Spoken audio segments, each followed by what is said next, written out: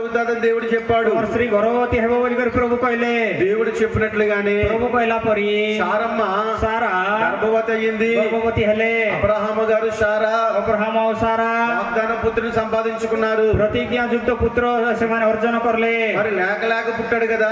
ଆଉ ନଥାଇ ଜନ୍ମ ହେଇଛି ନାଇକି. లేక లేక పుట్టిన బిడ్డ మీద ଆଉ ନଥାଇ ଜନ୍ମ ହେଇଥିବା పుତ୍ର ଉପରେ తల్లిదండ్రులకి ఏముంటది? ମା ବାପାକୁ କଣ ଥିବ? చాలా ప్రేమ ఉంటది. ବହୁତ ప్రేమ ଥିବ. దేవుడు అనుకున్నాడంట, ప్రభు ଭାବିଲେ ପୁଣି అబ్రహాం ఇప్పుడు వరకు నన్ను ప్రేమించాడు. అబ్రహాం ଏବେ ଯାଏ ମତେ ପ୍ରେମ କରଲା.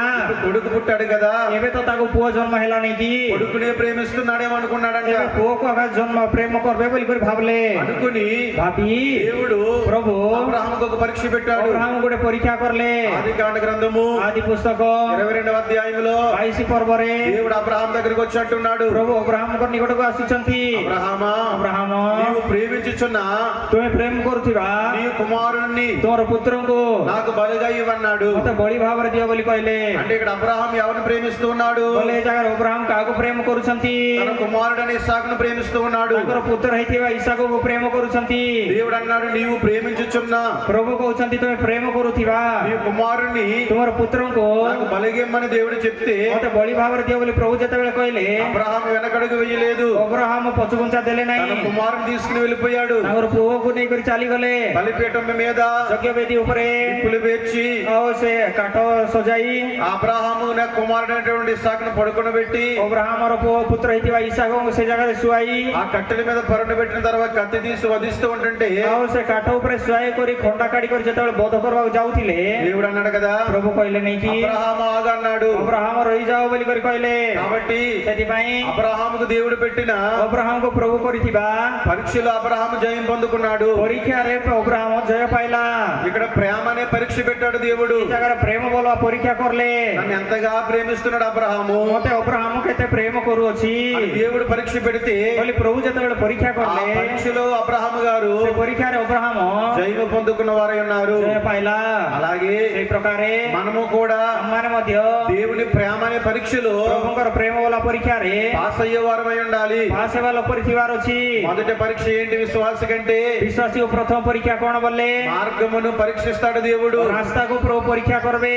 రెండవది, ଦ୍ୱିତୀୟରେ నా విషయమై ఎంత ప్రేమ కలిగి ఉన్నారు ମୋର ବିଷୟରେ ସେ ତାର ଭିତରେ କେତେ ପ୍ରେମ ଅଛି అని దేవుడు పరీక్షించువాడై ఉన్నాడు. ବୋଲି ప్రభు ପ୍ରେମ କରିବେ. మూడవ ప్రేమ చూస్తే ତୃତୀୟ ପ୍ରେମ ଆମେ ଦେଖିଲେ క్రియలను పరీక్షించువాడై ఉన్నాడు. କ୍ରିୟା ଅର୍ଥାତ କାର୍ଯ୍ୟକୁ ପରୀକ୍ଷା କରିବା ଲୋକ ଅଛନ୍ତି. సమూయేలు రాసిన ସାମୁଏଲ ଲେଖିଥିବା మొదటి గ్రంథము ପ୍ରଥମ ଗ୍ରନ୍ଥ 2వ అధ్యాయము 2 ପର୍ବ 3వ వచనం చూస్తే 3 ପଦକୁ ଆମେ ଦେଖିଲେ యెహోవా ସଦାପ୍ରଭୁ అనంత జ్ఞానియగు ଅନନ୍ତ ଜ୍ଞାନୀ ହେଇଥିବା దేవుడు, ପରମେଶ୍ୱର ఆయనే ସେ క్రియలను କ୍ରିୟା ସକଳକୁ పరీక్షించువాడు. ଆଉ ପରୀକ୍ଷା କରିବେ. ఇతను ଆଉ అంత గర్వముగా ଆଉ ଏତେ గర్ବ ଭାବରେ మాట్లాడుకుడి. ଆଉ ଅହଙ୍କାର ହେଇ କଥା କୁହ ନାହିଁ. గర్వపు మాటలు ଆଉ ଅହଙ୍କାରୀ କଥା నీ నోట ତୁମ ముఖରୁ రానీయుడు అంటున్నాడు. ଆଉ ଆସିବାକୁ ଦିଅ ନାହିଁ ବୋଲି କହୁଛନ୍ତି. అనంత జ్ఞానైన దేవుడు ଆଉ ଅନନ୍ତ ଜ୍ଞାନୀ ହେଇଥିବା ପରମେଶ୍ୱର ఆయనే ସେ క్రియలను పరీక్షించేవాడు. ଆଉ ଆମମାନଙ୍କର କାର୍ଯ୍ୟକୁ ପରୀକ୍ଷା କରିବା ଲୋକ. కాబట్టి మూడవ పరీక్ష ఏమిటంటే ସେଥିପାଇଁ ତୃତୀୟ ପରୀକ୍ଷା କଣ ବୋଲେ క్రియ. କ୍ରିୟା. ఏ క్రియను పరీక్షిస్తాడు ఆయన? କୋଉ କ୍ରିୟାକୁ ପରୀକ୍ଷା କରିବେ ସେ? పౌలు గారు చెప్తున్న మాట ପାଉଲ ଭକ୍ତ କହିବା କଥା కొరింథీయులకు రాసిన మొదటి పత్రిక కొరింథీయ మండళీକୁ ପ୍ରେରିତ ପାଉଲ ଲେଖିଥିବା ପ୍ରଥମ ପତ୍ର 3వ అధ్యాయము 3 ପର୍ବ 12వ వచనము 12 ପଦ ఎవడైనను ଯେ କେହି ఈ పునాది మీద ଏ ପୁନାଦି ଉପରେ బంగారము, ସୁନା, వెండి, ରୂପା, వెలగల రాళ్ళు, ବହୁମୂଲ୍ୟ ପଥର, కర్ర, କାଠ, గడ్డి, ଘାସ కొయ్యకాలు ଆଉ ଛଣ మొదలైన వాటితో ଦେଇ కట్టినెడల ନିର୍ମାଣ କରେ. వాని వాని పని కనబడును. ଆଉ ପ୍ରତ୍ୟେକ ଜଣର କର୍ମ କି ପ୍ରକାର ଦେଖାଯିବ. ఆ దినము దానిని ଆଉ ସେଇ ଦିନ ତାହା ପ୍ରତି తేటపరచును. ପ୍ରକାଶ କରାଯିବ. అది అగ్ని చేత ଆଉ ସେଇ ଦିନ ଅଗ୍ନି ସହିତ బయలుపరచబడును. ପ୍ରକାଶିତ ହେବ. మరియు ଆଉ వాని వాని ପ୍ରତ୍ୟେକ ଲୋକର పని ఎట్టిదో କର୍ମ దానిని ఈ ପ୍ରକାରେ అగ్నియే ସେ ସେହି పరీక్షించును. ଅଗ୍ନି ପରୀକ୍ଷା କରିବ। మొదటి పిల్లల మూడవ పరీక్ష ତୃତୀୟ ପରୀକ୍ଷା క్రియ అనే పరీక్ష పెడతాడు. କ୍ରିୟାକୁ ପରୀକ୍ଷା କରିବେ।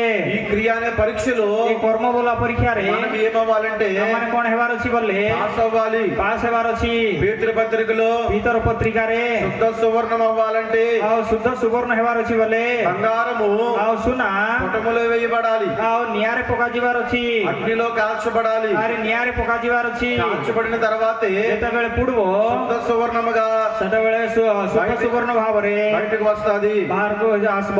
ఫిలిప్పీయులకు రాసిన పత్రిక 2వ అధ్యాయం 21వ వచనాన్ని చూస్తే ఫిలిప్పీ పత్రిక 2వ అధ్యాయము ଫିଲିପିୟ ପତ୍ରିକା 2 ପର୍ବ 21వ వచనము 21 ପଦ అందరూ ସମସ୍ତେ సొంత కార్యములే చూచుకొనుచున్నారు గాని ନିଜର କାର୍ଯ୍ୟ ଦେଖୁଅଛନ୍ତି ମାତ୍ର యేసుక్రీస్తు కార్యములను ପ୍ରଭୁ ଯୀଶୁ ଖ୍ରୀଷ୍ଟଙ୍କର କାର୍ଯ୍ୟକୁ చూడరు అన్నమాట చూస్తున్నాం. ଆଉ ଦେଖିବେ ନାହିଁ ବୋଲବା କଥା ମାନେ ଦେଖିପାରୁଛୁ। ప్రతి వారు సొంత పనులే చేసుకుంటారు గాని ପ୍ରତ୍ୟେକ ଲୋକ ନିଜର କାମ ଆଗ କରିବେ ସିନା ప్రభు పని మీద ఎవరు మనసు పెట్టరు. ପ୍ରଭୁଙ୍କର କାମ ଉପରେ କିଏ ମଧ୍ୟ ମନ ଦେବେ ନାହିଁ। కాబట్టి ସେଥିପାଇଁ మనందరము ଆମେ ସମସ୍ତେ సొంత పనికి ఎంత మనసు పెడుతున్నాము, ନିଜର କାମ ଉପରେ କେତେ ମନ ଦେଉଛୁ, ప్రభు సేవకు, ପ୍ରଭୁଙ୍କର ସେବା ఇటువంటి ନିମନ୍ତେ సభలకు, ଏଇ ପ୍ରକାର ସଭାରେ మందిర పరిచర్యకు, ମନ୍ଦିରର ପରିଚର୍ଯା ନିମନ୍ତେ సేవకునికి సహాయం చేయడానికి ପ୍ରଭୁଙ୍କର ଦାସକୁ ସାହାଯ୍ୟ କରିବା ନିମନ୍ତେ ప్రతి పనికి మనము ପ୍ରତ୍ୟେକ କାର୍ଯ୍ୟକୁ ଆମେ ମାନେ మనసు పెట్టి వారమై ఉండాలి. ମନ ଦେବା ଲୋକ ହେଇଥିବାର ଅଛି। మూడవ పరీక్ష ତୃତୀୟ ପରୀକ୍ଷା క్రియ అనే పరీక్ష.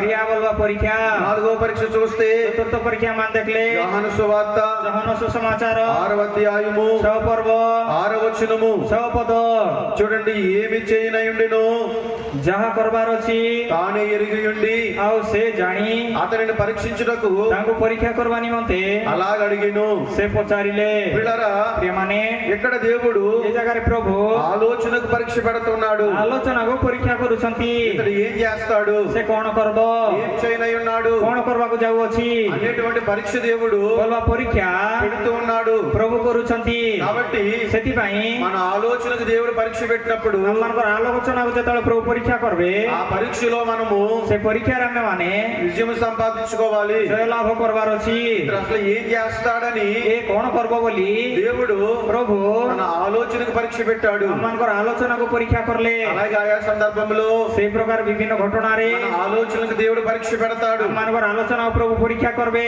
కాబట్టి ସେଥିପାଇଁ ఆలోచన చేసి మనం ముందడిగేయాలి. ଆଲୋଚନା କରି ଆମମାନେ ପାଦ ଆଗକୁ ପକାଇବାର ଅଛି। ఈ కష్టము, ଏ କଷ୍ଟ, ఈ బాధ, ଏ ବାଧା, ఈ శ్రమ ଏ କ୍ଲେଶ ఎందుని బట్టి వచ్చింది? କାହାର ଦ୍ୱାରା ଆସିଅଛି? దేవుని మహిమపరచడానికి వచ్చిందా, ପ୍ରଭୁଙ୍କୁ ମହିମାନ୍ୱିତ କରିବା ପାଇଁ ଆସିଛି କି లేకపోతే ନଥିଲେ ఇది ଏଇଟା సాతాను వల్ల కలిగిందా ଶୈତାନ ଦ୍ୱାରା ହେଇଛି అని ఆలోచన చేసి ଭଲ ଆଲୋଚନା କରି కష్ట సమయంలో